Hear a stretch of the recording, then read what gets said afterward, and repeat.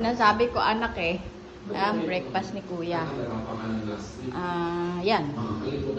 Nagluluto ako habang may ka-chat sa trabaho, sa online. Nasunog yung hotdog. Gagawin ko pa naman itong taragis yan.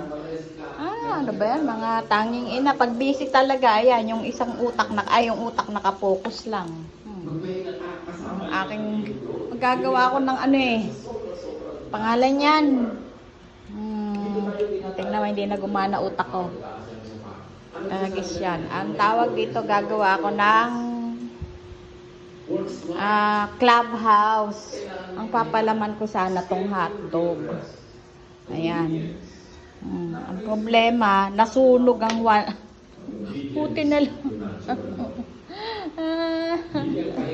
May kausap kasi, may ka-chat kasi ko sa selling ng Ay, naman taragis yan. Di bale, gawa ko ng paraan. Mamaya pakita ko sa inyo magandang clubhouse na pagkagawa. Clubhouse sandwich.